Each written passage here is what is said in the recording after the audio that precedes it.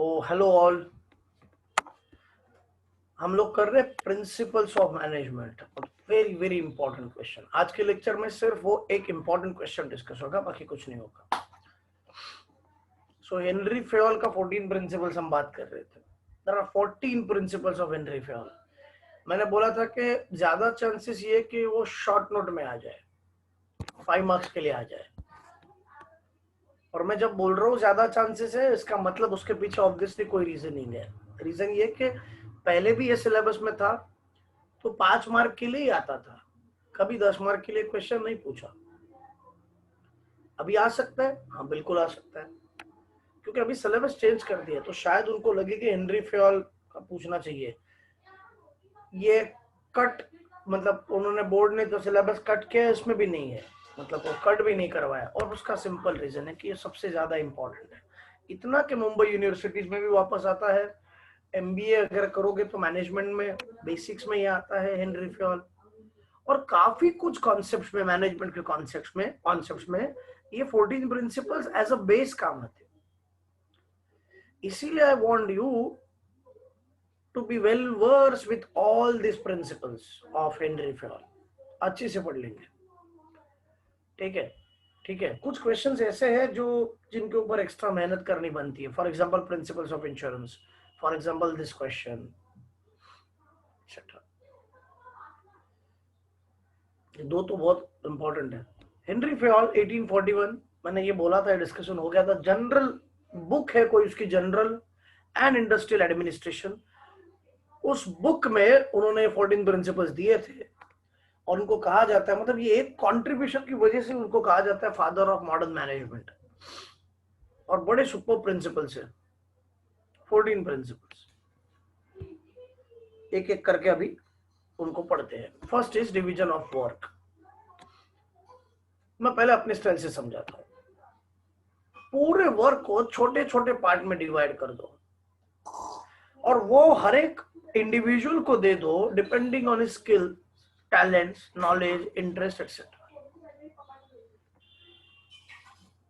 Repeatedly उसको वही काम दोगे तो उसका फायदा भी होता है, वो बंदा उस चीज में एक्सपर्ट हो जाता है। एक तो उसको जो उस चीज में एक्सपर्ट है उसी को वो काम मिल रहा है। दूसरा रीजन ये है कि वो बार बार वही काम करेगा तो he will get an expertise. तो डिवीजन ऑफ वर्क देख लेते हैं। The work divided into different kinds of, such as technical, financial, commercial, security, operations, accounting, managerial, कुछ भी काम हो सकता है। It is assigned मतलब given to employees as per their qualities and capabilities. You can add knowledge, interest वगैरह.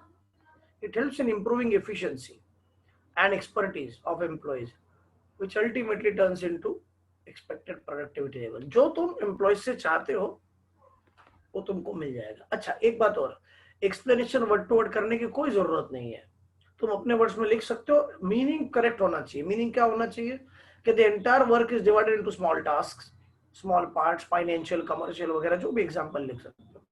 Security operations क्यों sir, तो दूसरा लिख दो। जरूरी नहीं कि सिक्योरिटी ऑपरेशन से लिखना चाहिए।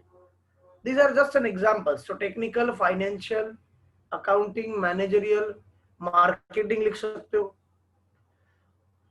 और उसके रिलेटेड जो भी वर्क है वो एम्प्लॉयज को दिया जाएगा depending upon their capabilities, qualities, interest, knowledge etcetera.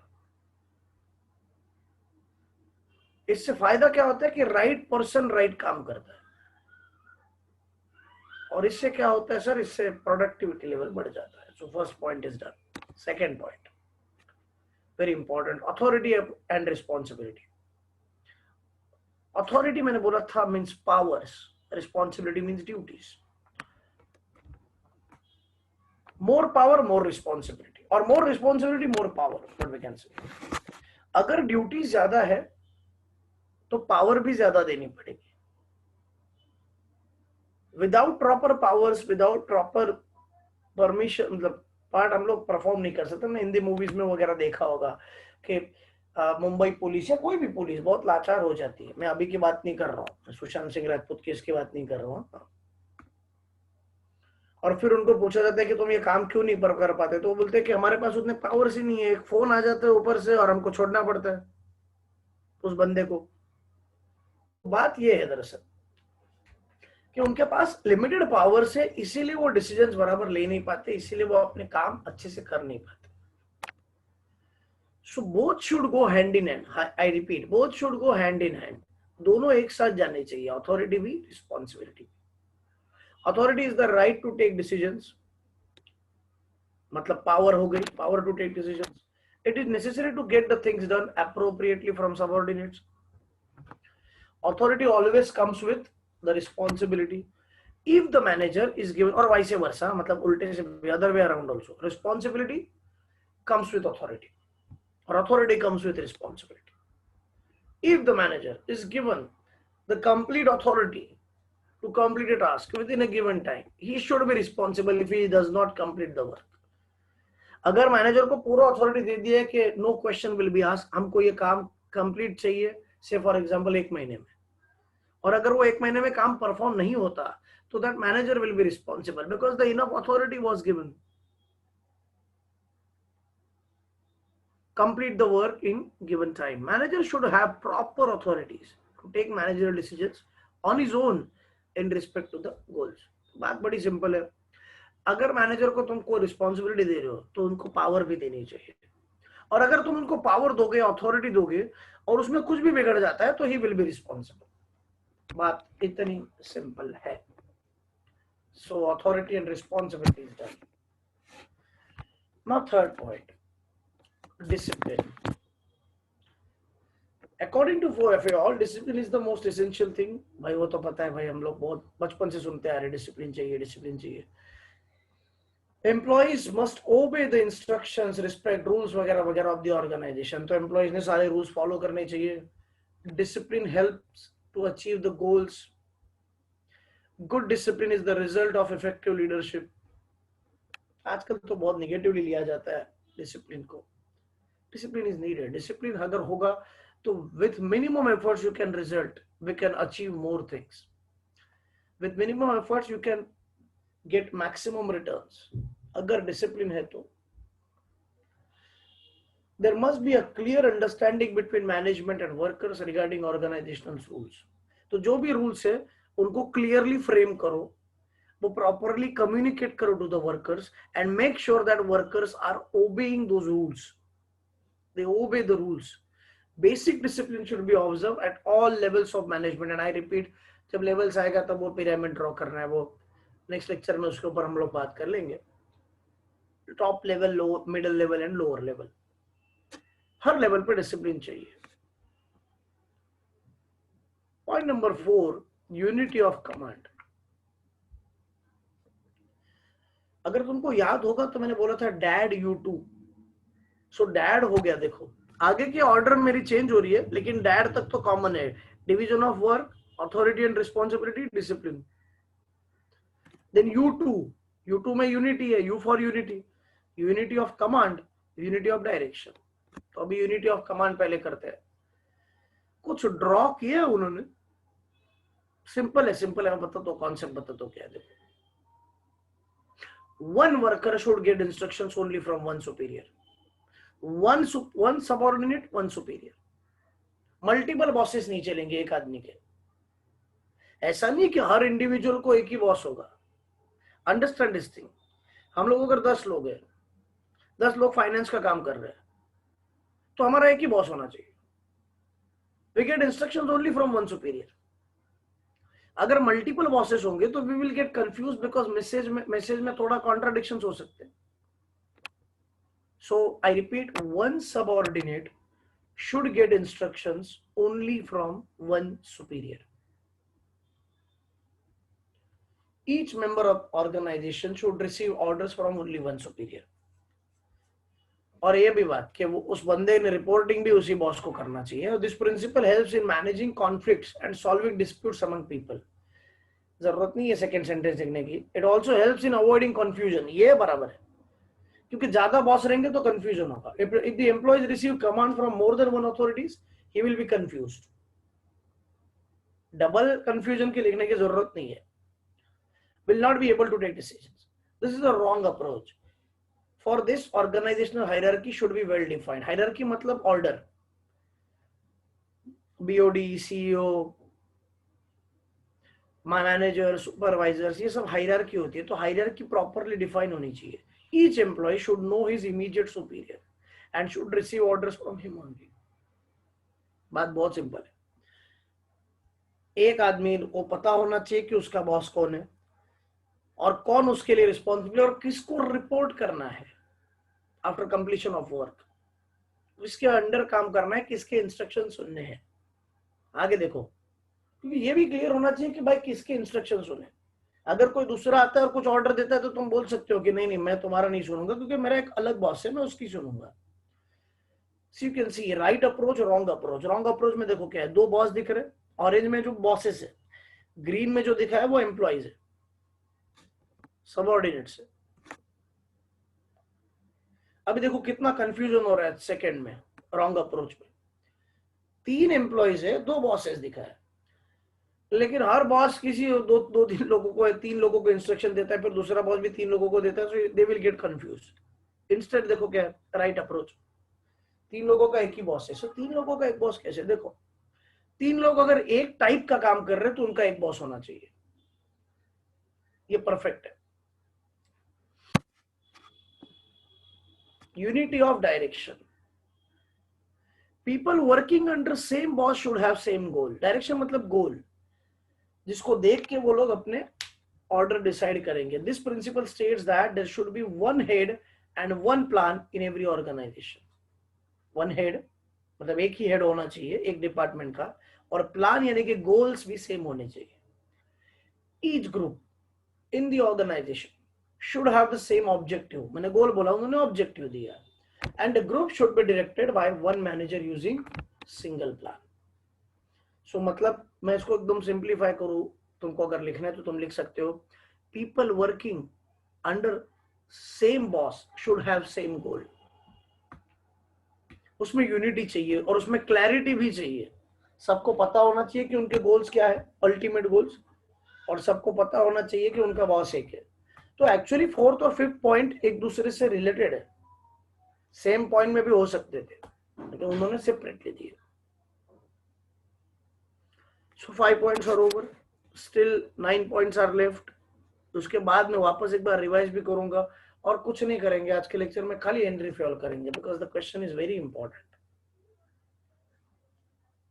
6th point, principle of subordination of individual interest to organisational interest. कोई भी डिसीजन लेने से पहले मैनेजर ने पूरे ऑर्गेनाइजेशन के इंटरेस्ट को देखना चाहिए. सबका साथ सबका विकास बोला जाता है आजकल, वही करेक्ट है. सबको लेके चलो, सबके मतलब पूरे ऑर्गेनाइजेशन के इंटरेस्ट में के बारे में सोचना है, किसी इंडिविजुअल इंटरेस्ट के बारे में नहीं.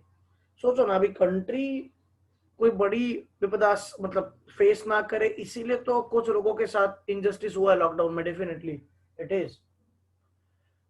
लेकिन अगर अलाउ करते तो भाई सबको सफर करना पड़ता.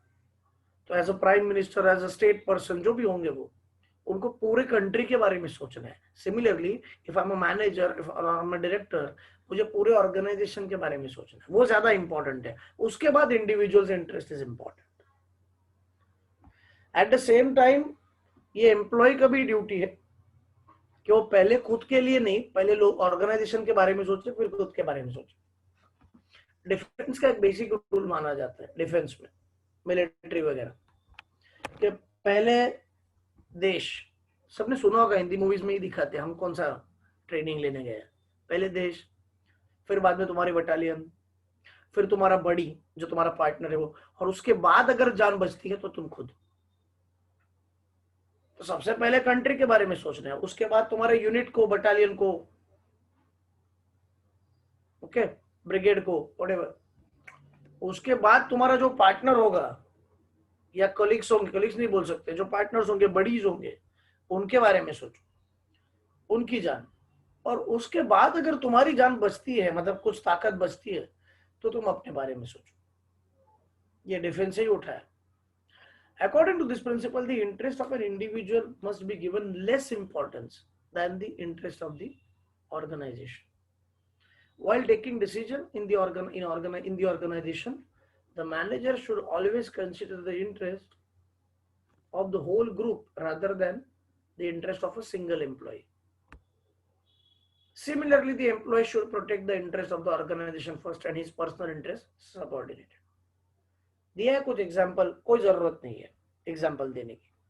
In every game, the players are always thinking about winning a match as a team rather than individual records. बराबर है. अच्छा एग्जाम्पल दिया. लिख सकते हो एग्जाम्पल, नहीं भी लिख सकते हो, तुम्हारी मर्जी.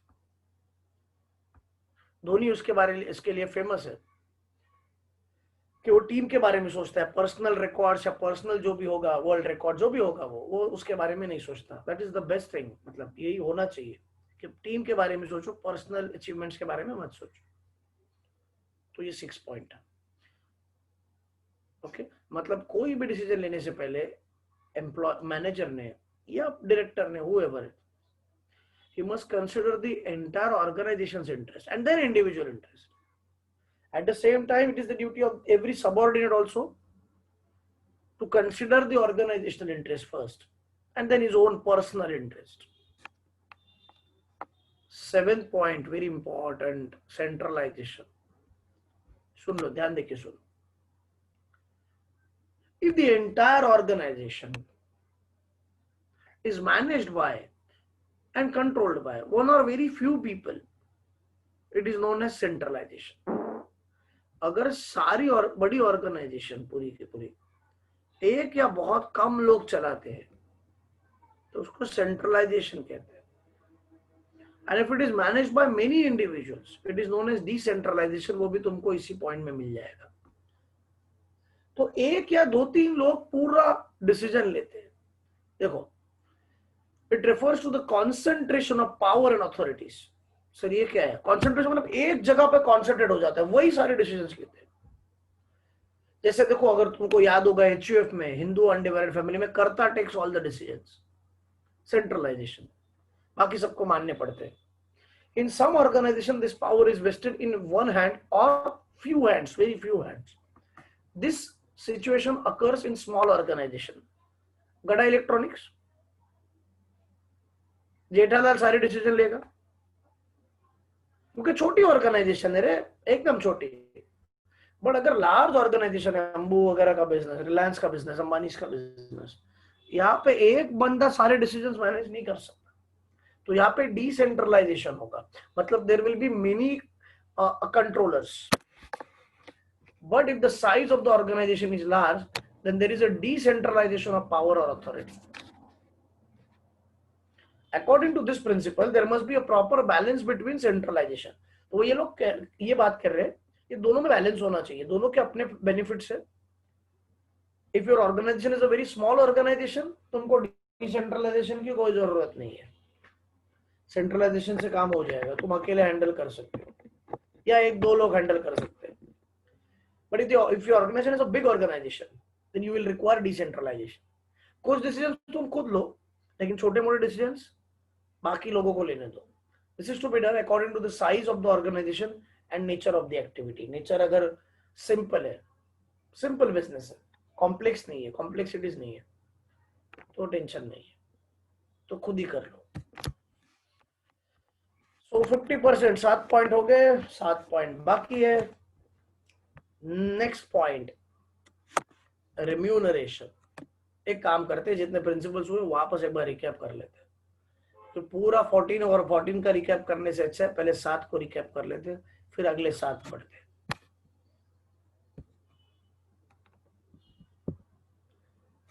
First point, authority and responsibility. Authority means powers, responsibility means duties.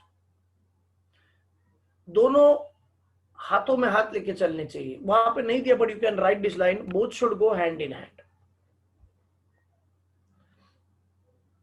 Authority comes with responsibility. So a manager to whom the authority is given must be responsible for that act. Okay. Second discipline था, proper discipline has to be maintained. जो भी organisations के rules होंगे employees ने वो ओबे करने चाहिए रूल्स एंड रेगुलेशंस को. Eight the same time rules properly frame होने चाहिए, उसके बारे में एम्प्लॉइज को पता होना चाहिए, मैनेजर को भी नॉलेज होना चाहिए, ये सारी चीजें होनी चाहिए discipline. Third, discipline, proper discipline. Sorry. Unity of command. My mistake. Unity means, तुमको ये लिखना पड़ेगा पेपर में. Unity means common or single. Command means superior. ये भी एक्सप्लेन करो कि हमको एक वर्ड का भी मीनिंग पता है और हमको एक्सप्लेन कॉन्सेप्ट भी पता है.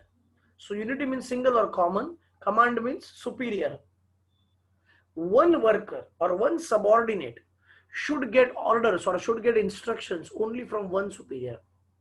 If he gets multiple bosses, then he will be confused to whom he should listen. So in order to maintain clarity in the organization, there must be a single boss for every single worker.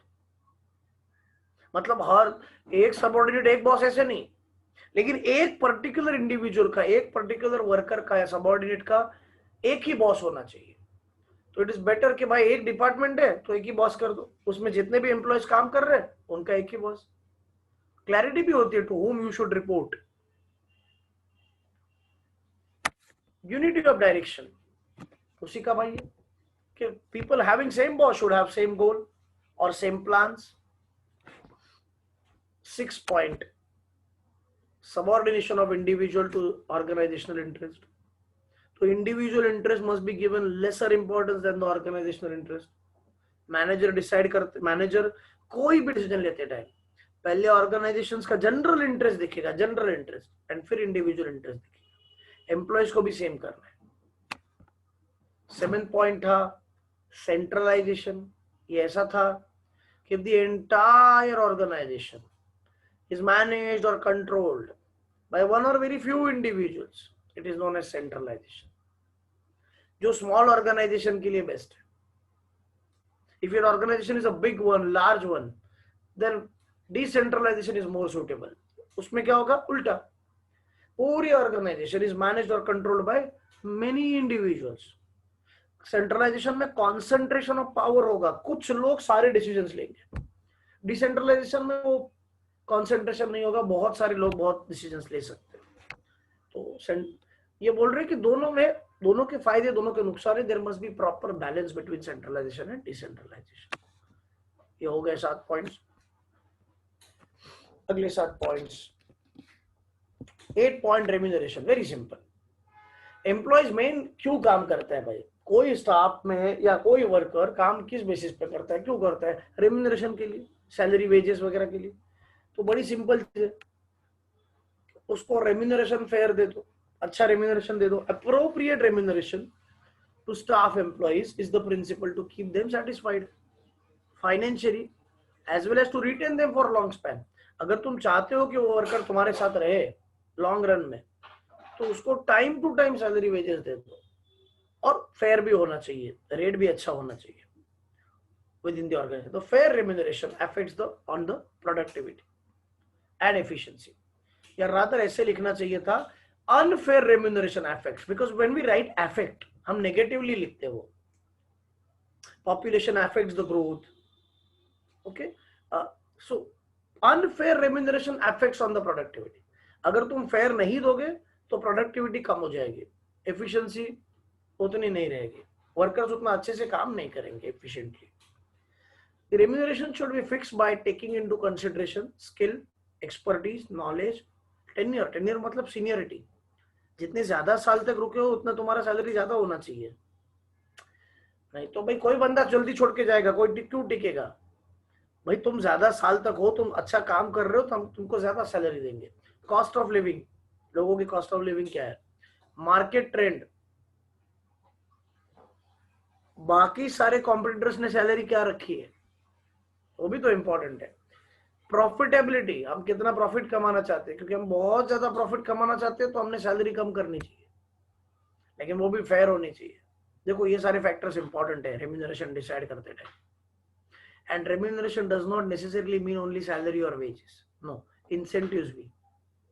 Rather मैं बोलता हूँ कि अगर ज्यादा profit कमाना चाहते हो तो सैलरी कम दो, इंसेंटिव्स बढ़ाओ. इंसेंटिव्स बढ़ाओगे तो सेल्स डिपार्टमेंट में एक्चुअली इंसेंटिव्स होते हैं, डेस्क जॉब पे कभी इंसेंटिव्स नहीं होते. इंसेंटिव्स मतलब sir extra bonus. Sales department में कहा जाता है कि ज्यादा से ज्यादा बकरे फांसो, क्लाइंट्स लेके आओ, जितने ज्यादा क्लाइंट्स लाओगे सैलरी तो देखो तुमको फिक्स मिलेगी, ये तो हम क्यों ज्यादा लाए, तुमको इंसेंटिव्स मिलेंगे। तो जिनकी सैलरी 25,000 रुपया खाली है या 30,000 रुपया है, वो भी घर पे 70-80,000 तक लेके जाते हैं, क्योंकि 30,000 रुपया तो सैलरी हो गई और बाकी के 50-60,000 रुपया तो खाली इंसेंटिव्स हो गए, वो तुम्हारे टैलेंट के ऊपर है। तो उसका सैलरी किसी डेस्क जॉब वाले से ज्यादा बन जाता है। देखो डेस्क जॉब वाले को सैलरी 45,000 है, इसको खाली 30,000 है, लेकिन इंसेंटिव्स मिला कि इसका सैलरी 70-80 पे चला जाता है, जबकि वो बैंक में वगैरह डेस्क जॉब वाले लोग रहते हैं उनका सैलरी उतना ही रहता है। मैंने सेल्स में काम किया था एक बैंक में, प्रॉब्लम नहीं है कुछ बोलने के लिए, एक्सिस बैंक थी। इंसेंटिव्स बहुत लोग अच्छे कमा लेते थे भाई, मैं तो कुछ सिर्फ एक्सपीरियंस के लिए वहां पे गया था देखने के लिए, कुछ जॉब मिला था, 6-7 महीने मैंने काम किया, कुछ ज्यादा नहीं किया, लेकिन ठीक ठाक पता चला कि क्या काम होता है। सेल्स में होता है, मतलब जो वहां पे क्लर्क लेवल पे काम करते थे उनका एक अलग रेपुटेशन होता था, ऑफिसर लेवल पे भी। सेल्स वालों को, लोगों को ज्यादा इंपॉर्टेंस नहीं देता था ब्रांच में, क्योंकि उनका ज्यादा फील्ड वर्क होता है। लेकिन अगर जो एम्प्लॉयज अच्छा काम करते तो डेस्क जॉब में कितना अच्छा करेंगे, उनको उतनी सैलरी मिलेगी। लेकिन अगर जो सेल्स वाली टीम अच्छा काम करती है तो उनको सैलरी प्लस इंसेंटिव्स मिलते हैं। मैं ये नहीं बोल रहा हूँ सेल्स जॉब करो, क्योंकि उसके अपने लॉसेस भी है, उनको कंटिन्यूसली टैक्टिक ढूंढनी पड़ेगी कि कस्टमर्स को कैसे कन्विंस करें, जो हर किसी के बस की बात नहीं है, और उसके लिए कुछ अनफेयर चीजें भी करनी पड़ती है, बिल्कुल करनी पड़ती है। सो मेरा ये सजेशन है, मतलब तुम बात याद ध्यान दो कि अगर प्रॉफिट कमाना चाहते हो तो सेल्स टीम पे ज्यादा ध्यान देना, और वे सैलरी उनको कम कर दो या कम रखो, ज्यादा मत रखो, प्रॉफिट चाहते हो तो, लेकिन इंसेंटिव्स बढ़ाओ। मतलब उनको ऐसे बोलो कि तुम अच्छा परफॉर्म करोगे तो हम तुमको ज्यादा बेनिफिट देंगे, और this is the best method.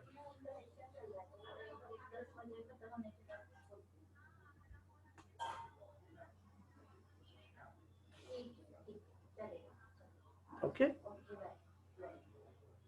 Next point is scalar chain और scalar chain. What is scalar chain और scalar chain? There is a chain of communication. Triangle मिलेगा तुमको, पहले ना इसके दो अलग अलग पिरामिड होते थे, अभी उन्होंने सेम कर दिए। दो अलग पिरामिड ड्रॉ करो, वो ज्यादा अच्छा रहेगा। I will give you example, थोड़ा कॉम्प्लिकेटेड है लेकिन ऐसा डिफिकल्ट नहीं है। देखो सारे major decisions board of directors लेते हैं, वो इंस्ट्रक्शंस दूसरे अथॉरिटी को पास करते से, फॉर एग्जांपल डिपार्टमेंटल मैनेजर से, मैंने पहले भी बोला था, इसको लेवल्स ऑफ मैनेजमेंट भी बोलते हैं। वो इंस्ट्रक्शन उसके नीचे वाले अथॉरिटी को पास ऑन करते हैं, वो और नीचे, ये प्रोसेस होता है। ये गवर्नमेंट ऑर्गेनाइजेशंस में ज्यादा लंबा होता है। अभी दिस प्रोसेस इसको स्केलर चेन बोलते हैं, चेन ऑफ कम्युनिकेशन। ऊपर से नीचे और नीचे से ऊपर, नीचे से ऊपर समझा नहीं सर? देखो हाईएस्ट अथॉरिटी से लोएस्ट अथॉरिटी तक वर्क असाइन होता है, और रिपोर्टिंग लोएस्ट अथॉरिटी से हाईएस्ट अथॉरिटी की ओर जाता है। This process is a time consuming process, इसलिए कभी कभार एक शॉर्टकट मेथड यूज होती है, जिसमें डायरेक्टली लोएस्ट अथॉरिटी एक हायर अथॉरिटी से बात कर सकता है, बीच में से कुछ पार्ट स्किप हो जाएगा। That is called as gang plank. अभी देखो पिरामिड कैसे ड्रॉ किया है, ए मेन बॉस लग रहा है, A to E, E to F, F to G, G to D, D to C, C to B वगैरह है। नहीं, जी और एफ, जी और डी का तो डायरेक्ट कोई कनेक्शन ही नहीं है। वो येलो छोड़ दो, येलो पार्ट छोड़ दो, A to E, E to F, F to G है, डी सी को, सी बी को, और बी ए को है। अभी अगर कुछ अर्जेंट मैटर्स है तो G can directly talk with D, लेकिन ये बहुत कंफ्यूजिंग है। आई एडवाइस यू कि हम अलग पिरामिड्स बनाएं। अभी आई डोंट हैव पिरामिड, दो अलग ट्रायंगल्स बनेंगे, हम लोग बनवा देंगे, ऐसे कुछ है नहीं, या तुम खुद भी प्रिपेयर कर सकते हो, एक ट्रायंगल और दूसरा ट्रायंगल। एक में ऐसा होगा, सिंपल हो जाएगा, देखो इससे अच्छा हम लोग कर लेंगे A to B, B to C, C to D और D to वापस E, F और A पे एक पिरामिड बनेगा। तो दूसरे पिरामिड में एक शॉर्टकट मेथड बनेगी जैसा उन्होंने दिया है। हालांकि सो सॉरी आज नहीं बता पा रहा हूं, लेकिन नेक्स्ट लेक्चर हम लोग वो दो अलग पिरामिड्स में उसको कन्वर्ट कर देंगे। इस एक पिरामिड को हम दो पिरामिड में कन्वर्ट कर देंगे, इससे काफी आसानी होगी। इन शॉर्ट अगर सिंपल पकड़ो ना, फिर भी तुम कॉन्सेप्ट अच्छे से समझ जाओगे। देखो वर्कर कभी कभार डायरेक्टली मैनेजर से बात कर सकता है या डायरेक्टर से बात कर सकता है ऑन सम अर्जेंट मैटर्स। तो वो टिपिकल जो प्रोटोकॉल होता है कि नहीं नहीं पहले तुम सुपरवाइजर से बात करो फिर सुपरवाइजर ऊपर आएगा, अरे सर अर्जेंट है, तो अर्जेंट केस में ठीक है आ जाओ। तो proper permission of the authorities का परमिशन चाहिए, तुम डायरेक्टली हाईएस्ट अथॉरिटी से बात कर सकते हो। The method is called as gangplank. Scalar chain means the hierarchy of authority, order, sequence from top level to lower level. This helps to ensure the orderly flow of information and communication. Perfectly होना चाहिए, disciplined way में होना चाहिए। Traditionally, organizations used to frame large-scale chain, which is time-consuming. तो वो time-consuming है। For example, a general manager informs the decision to respective functional managers.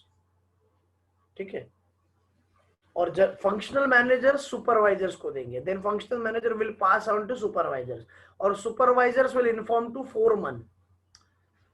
Almost दोनों same ही होते, जो एक्चुअली फोरमन वर्कर्स के साथ बैठते और उनसे काम करवाते, and so on according to the level of authority. और फोरमन वर्कर्स से कनेक्टेड होते हैं, तो अगर कुछ इंस्ट्रक्शन रिपोर्टिंग होगा तो worker will report to foreman, foreman to supervisor, supervisor to functional manager, functional manager to general manager, and general manager to CEO. वो भी तो इंपॉर्टेंट है। तो तुम एक काम कर सकते हो, इसको वर्टिकली लिख सकते हो, वर्टिकली। इसमें तुम्हारे 6-7 लाइन ऐसे ही हो जाएंगे और पेपर चेकर को भी समझ में आएगा कि तुमने बड़े अच्छे से कॉन्सेप्ट समझा है। तो इसमें शॉर्टकट मेथड कैसे होगा कि फोरमन अगर जरूरत पड़े तो डायरेक्टली जनरल मैनेजर से बात कर लेगा, 2-3 स्टेप जो है सुपरवाइजर, फंक्शनल मैनेजर या हटा के स्ट्रेट अवे जनरल मैनेजर से बात कर लेगा ऑन सम अर्जेंट इश्यूज, अगर इमरजेंसी है तो। For avoiding this longer chain and to take speedy decisions, cross communication और डायरेक्ट कम्युनिकेशन इज फॉलोड। कुछ लोग उसको क्रॉस कम्युनिकेशन क्यों बोलते हैं हमको समझा नहीं, डायरेक्ट कम्युनिकेशन अच्छा है समझने के लिए। सीधा फॉरमन बात करेगा जनरल मैनेजर से, which is known as gangplank. Gangplank for direct communication, proper permission of authorities, तो परमिशन लेके ही करना पड़ेगा।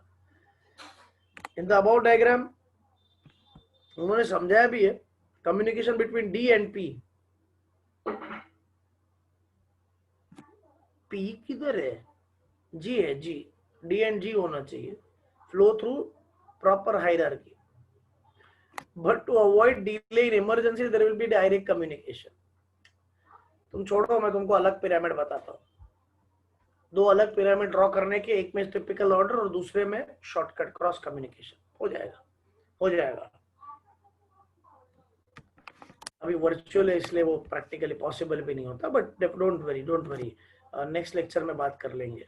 नेक्स्ट लेक्चर पूरा हायरार्की बेस वगैरह ही होगा, उसमें बहुत कुछ और बातें होंगी। प्रिंसिपल ऑफ ऑर्डर बहुत सिंपल है, बहुत सिंपल है। Right material and right people at right time and at right place. हर चीज सीक्वेंस में होनी चाहिए, हर चीज ऑर्डर में होनी चाहिए। सही आदमी और सही मटेरियल सही टाइम पे सही जगह पे फिक्स करना।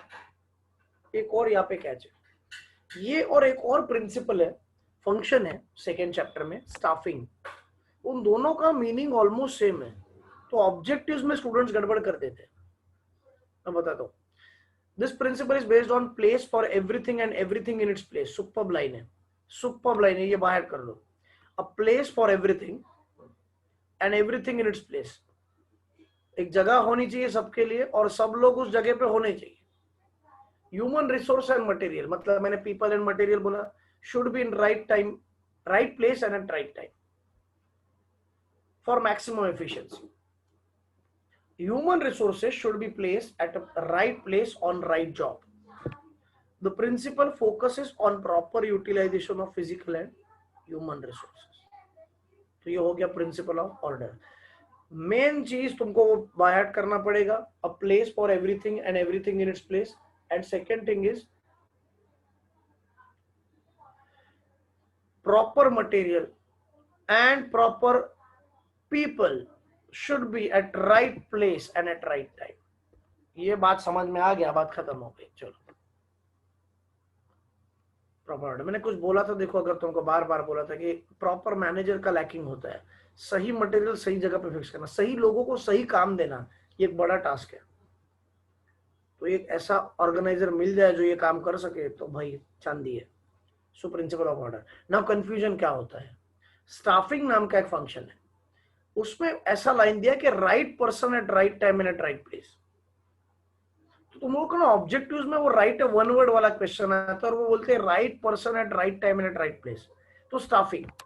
लेकिन अगर मटेरियल एंड पर्सन दोनों आया या मटेरियल एंड ह्यूमन रिसोर्स ऐसे आया, मटेरियल भी और पीपल भी, तो वो प्रिंसिपल ऑफ ऑर्डर होगा. ये कॉमन कंफ्यूजन है, इधर कॉमन मिस्टेक होता है. तो देखो मटेरियल एंड पीपल दोनों आ गया तो सब प्रिंसिपल ऑफ ऑर्डर. और अगर सर खाली पर्सन आ गया तो स्टाफिंग. तो सर वो हुआ नहीं है, वो बाद में होगा, लेकिन पहले ही क्लियर कर देते हैं. स्टाफिंग करते टाइम भी बोलूंगा, मुझे उसमें फालतू मिस्टेक नहीं चाहिए भाई.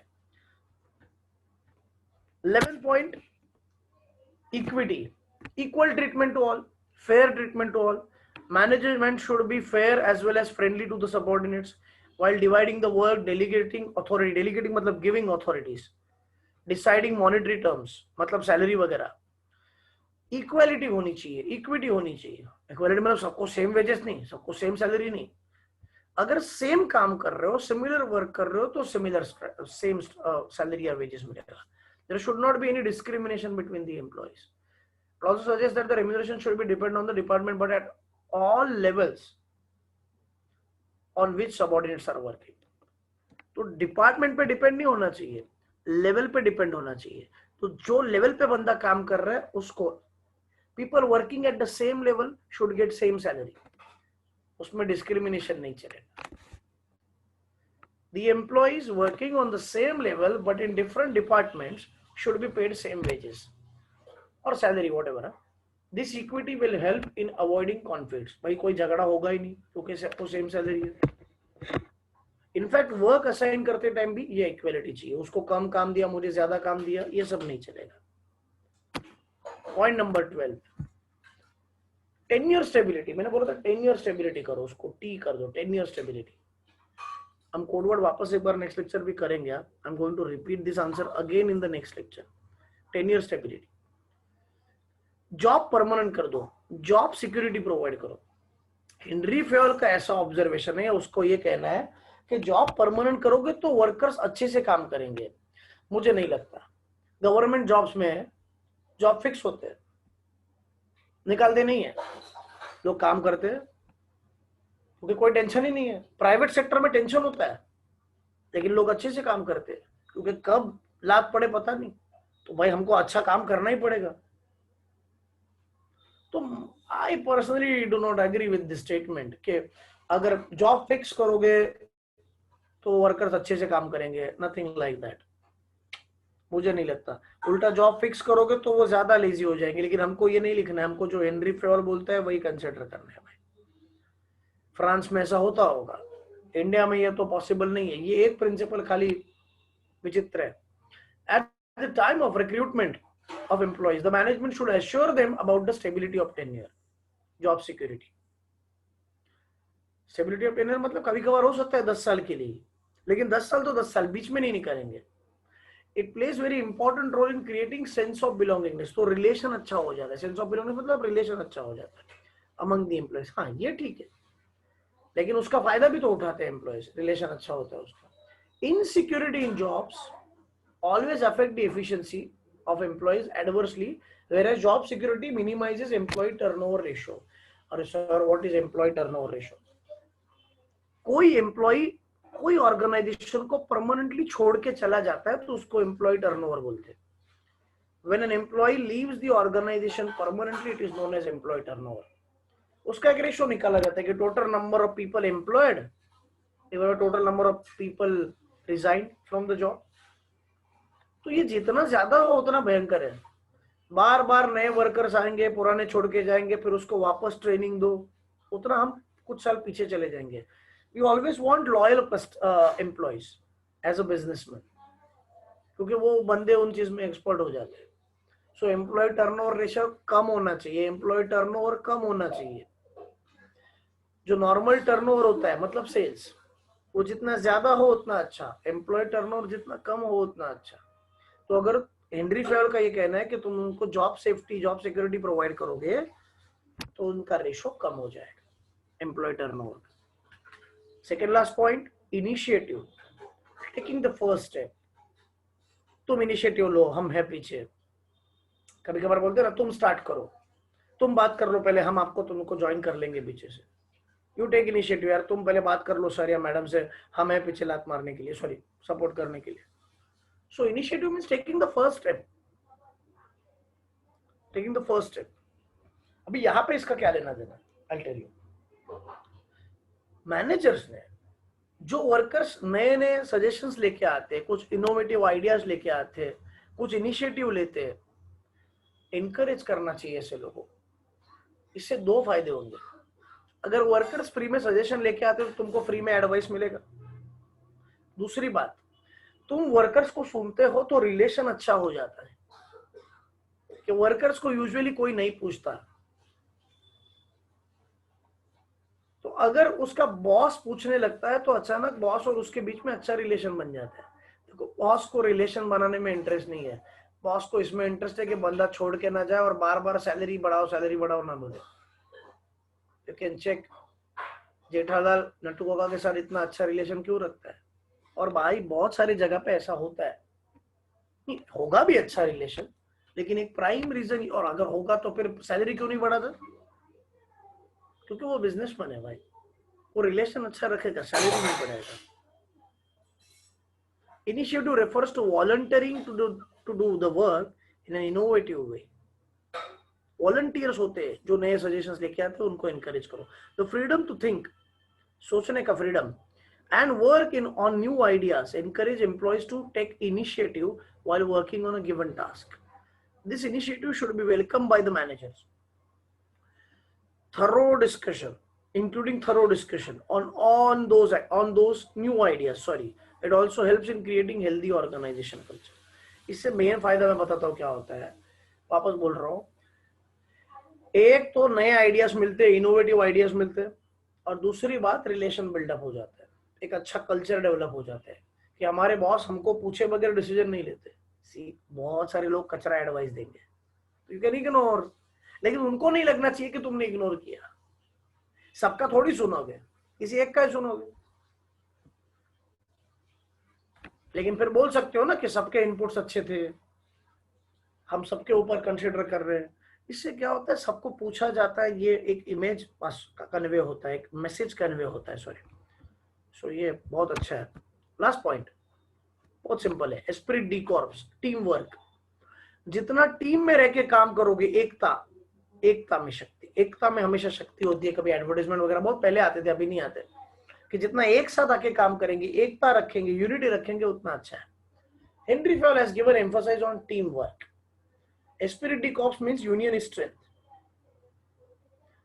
एक साथ आके काम करोगे तो अच्छा. Running any organisation is a group activity, क्योंकि उसमें बहुत सारे एम्प्लॉयज होते हैं. And human resources are the valuable assets of the organisation.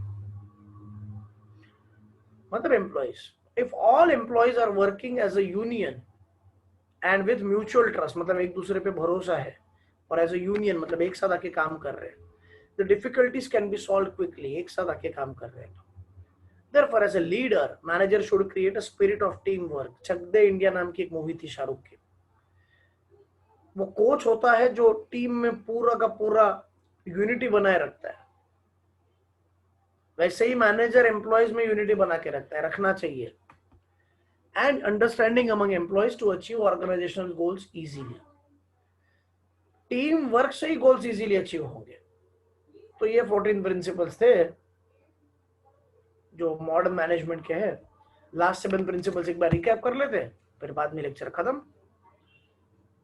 8 principal था रेम्यूनरेशन, फेयर रेम्यूनरेशन दे दो वर्कर्स को, टाइमली दे दो, टाइम टू टाइम दे दो। और वो कौन से बेसिस पे होना चाहिए sir? Skills, expertise, knowledge, tenure मतलब पीरियड, सीनियर होगा तो सीनियर के accordingly, cost of living, market trend, बाहर कितना रेट चल रहा है वेजेस का अकॉर्डिंगली, और तुम्हारा प्रॉफिटेबिलिटी क्या है। स्केलर चेन में 2 चेन है जो हम लोग नेक्स्ट लेक्चर वापस एक बार डिस्कस करेंगे। बिल्कुल जो फ्लो ऑफ कम्युनिकेशन है उसकी बात चल रही है स्केलर चेन में। Flow of communication and flow of information from the low top most authority to the lowest authority तक जो जर्नी है। Sometimes it becomes very time consuming, तो उसमें गैंग प्लैंग मेथड यूज होती है जहां पे lowest authority can directly talk with the highest authority. ये अर्जेंट मैटर्स में ही होता है, और वो भी तब जब अथॉरिटीज का, प्रॉपर अथॉरिटीज का परमिशन लेके तुम जाओ। 10 point order, right material and at right material लिखने की जरूरत नहीं है, material and people must be at right time and at right place.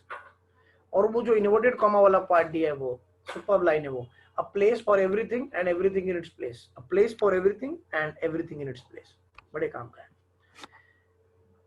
Equal treatment to all, equity means सारे सबऑर्डिनेट्स के साथ फ्रेंडली रिलेशन रखो और सबको इक्वल ट्रीटमेंट दो when it comes to assignment of work assign करना यानी कि देना है, या रेम्यूनरेशन देना है। People working at the same level must be paid same wages और सेम सैलरी।